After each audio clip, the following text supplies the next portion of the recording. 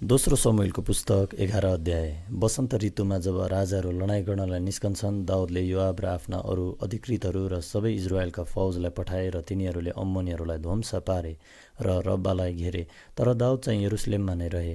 एक बेलुकी दाउद पलङबाट उठेर महलको कौसीमाथि घुमिरहेका बेलामा तिनले एउटी स्त्रीलाई नुहाइरहेकी देखे। अनि तिनी अति सुन्दरी थिइन्। तिनी को हुन् भनी सोधपुछ गर्नलाई तिनले मानिस पठाए र यस्तो खबर आयो कि तिनी एलियामकी छोरी हिती उरियाकी पत्नी बत्सेबा होइनन् र? दाउदले तिनलाई ल्याउन मानिसहरू पठाए।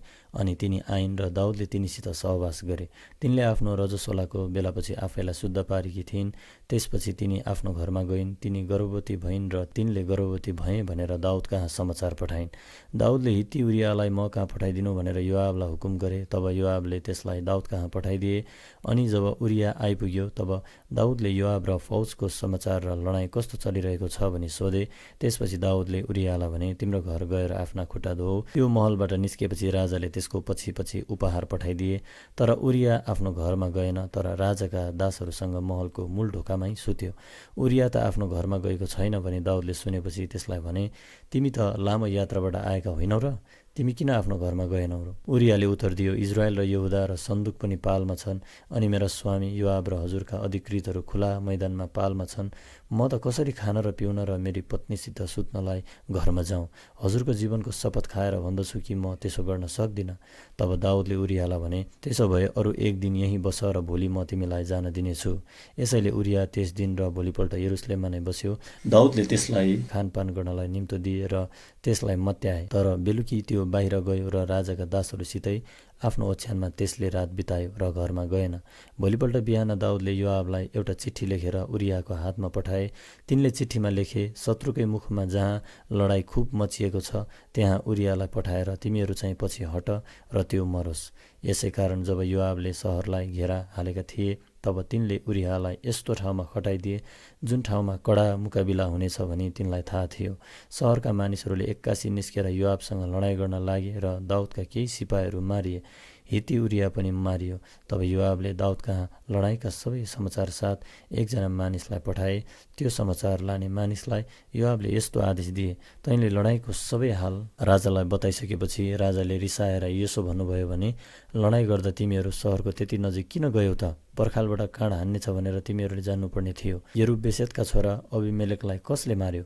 तिनलाई एउटी स्त्रीले जाँतोको पाटा पर्खालबाट खसाइदिएर मारेकी थिइन र? अनि तिनी तेबेसमा मरे होइन र?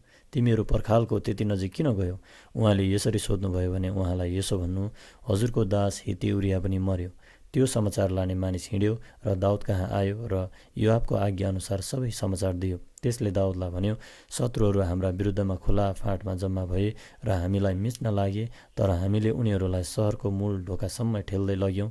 त्यहाँ काँड चलाउनेहरूले तपाईँका दासहरूलाई पर्खालबाट काँड चलाए र राजाका कति मानिसहरू मरे, साथै हजुरको दास हिती उरिया पनि मारियो। दाउदले त्यस मानिसलाई भने, योआबलाई यो समाचार लैजा, तिमी नघबराओ। तरवारले जसरी एकजनालाई मार्छ अर्कालाई पनि मार्छ। सहरलाई आक्रमण जारी राख र त्यस सहरलाई ध्वंस विध्वंस गरिदेऊ। योआबलाई साहस होस् भनी यो हुकुम भन्। जब उरियाकी पत्नीले आफ्ना पति मरेको समाचार सुनिन् तब त्यसको निम्ति तिनले शोक गरिन्। अनि जब शोकको समय पुरा भयो तब दाउदले मानिसहरू पठाएर तिनलाई आफ्नो घरमा ल्याए। तिनी दाउदकी पत्नी भइन् र एकजना छोरो जन्माइन्। तर जे दाउदले गरेका थिए त्यसमा परमप्रभु अप्रसन्न हुनुहुन्थ्यो। दोस्रो समूएलको पुस्तक 12 अध्याय। परमप्रभुले नातान अगमवक्तालाई दाउद कहाँ पठाउनु भयो र तिनी दाउदको उपस्थितिमा हाजिर भएर तिनले भने, एकपल्ट एउटा सहरमा दुईजना मानिस थिए, एकजना धनी र अर्को चाहिँ गरिब। धनी मानिसका धेरै भेडा बाख्राका बगाल र गाई गोरुका बथान थिए, तर त्यो गरिब मानिसको आफूले किनेको एउटा सानो पाठी बाहेक आफ्नो भन्ने केही थिएन। उसले त्यसलाई आफैले पालन पोषण गर्यो र आफ्नै घरमा आफ्नै छोराछोरीसँग त्यो हुर्क्यो। त्यसले उसकै थालमा खान्थ्यो र उसकै कचौरामा पिउँथ्यो र उसकै काखमा शुद्ध थियो। त्यसलाई उसले आफ्नो छोरीलाई जस्तै गर्थ्यो। एक दिन एउटा परदेशी त्यस धनी मानिसको घरमा आयो अनि त्यस धनी मानिसले पाहुनालाई आफ्नै बगाल र बथानबाट केही दिने मन गरेन, तर त्यस गरिब मानिसको पाठी ल्याएर त्यस पाहुनाको निम्ति भोजन तयार गर्यो।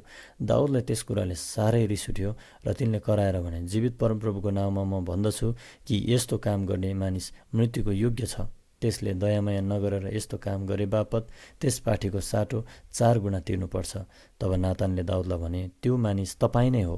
परमप्रभु इजरायलका परमेश्वर भन्नुहुन्छ, मैले तँलाई इजरायलमाथि राजा अभिषेक गरेँ, मैले तँलाई साउलको हातबाट छुटाएँ, मैले तँलाई तेरा मालिकको घर र त्यसका पत्नीहरू तेरै हुनलाई दिएँ, मैले तँलाई इजरायल र यहुदाका घरनाहरू दिएँ, अनि यतिले नपुगेको भए म तँलाई अरू धेरै दिने थिएँ। तर तैँले उहाँको दृष्टिमा जे खराब थियो त्यो गरेर किन परमप्रभुको वचनलाई तुच्छ ठानिस्? तैँले हित्ती उरियालाई तरवारले मारिस् र तैँले त्यसकी पत्नीलाई आफ्नी बनाउन लगिस्। तैँले त्यस मानिसलाई अम्मोनीहरूको तरवारले मर्न दिइस्।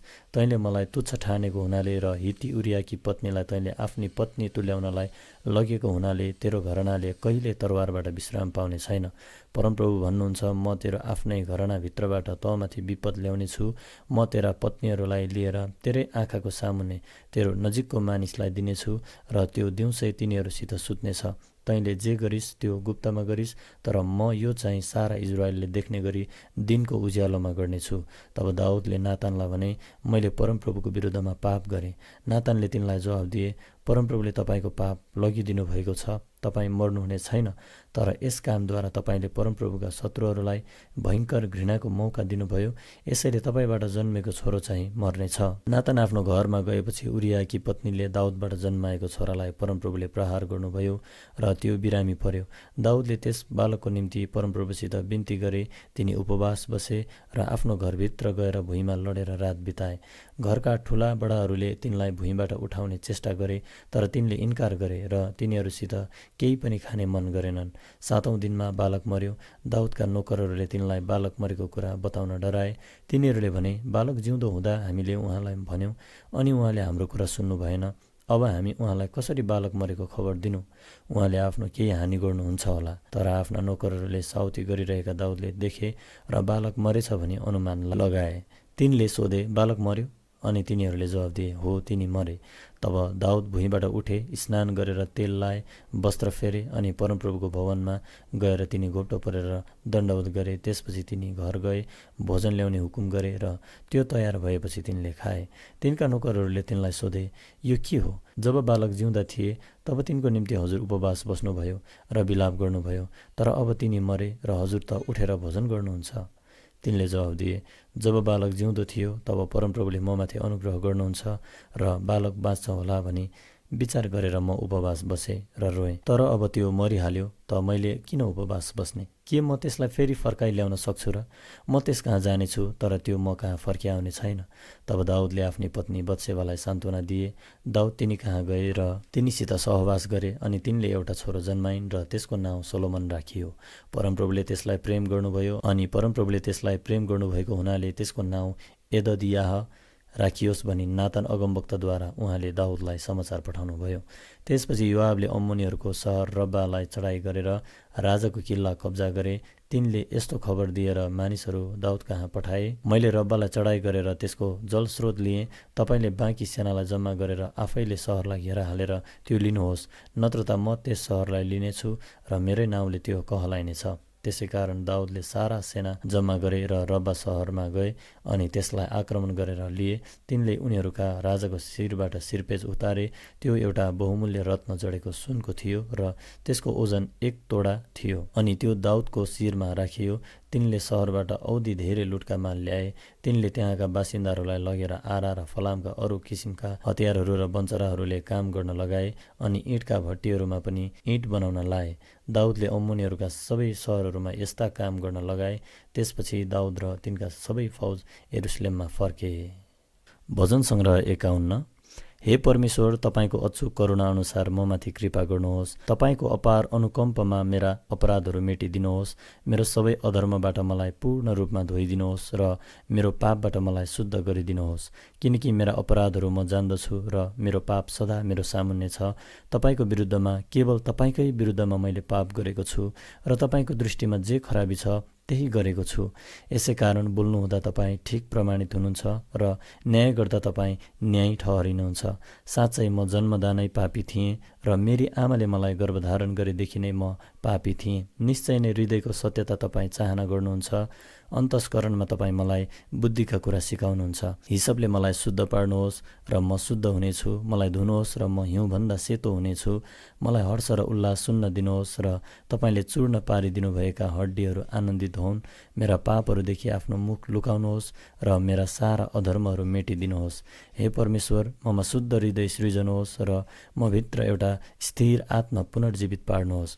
मलाई तपाईँको उपस्थितिबाट नहटाउनुहोस्, न त मबाट तपाईँका पवित्र आत्मा लैजानुहोस्। तपाईँको मुक्तिको आनन्द मलाई फेरि दिनुहोस् र मलाई सम्हाल्ने इच्छुक आत्मा दिनुहोस्। तब अपराधीहरूलाई म तपाईँका मार्गको शिक्षा दिनेछु र पापीहरू तपाईँतर्फ फर्कनेछन्। हे परमेश्वर, हे मेरा उद्धारकर्ता परमेश्वर, मलाई रक्तपातको दोषबाट छुटकारा दिनुहोस् र मेरो मुखले तपाईँका धार्मिकताको स्तुति गाउनेछ। हे परमप्रभु, मेरा ओठ खोलिदिनुहोस् र मेरो जिब्रोले तपाईँको प्रशंसाको घोषणा गर्नेछ। किनकि तपाईँ बलिमा प्रसन्न हुनुहुन्न, नत्र त म बलि चढाउने थिएँ। होम बलिमा तपाईँ खुसी हुनुहुन्न। तोडिएको आत्मा नै परमेश्वरको निम्ति बलिदान हो।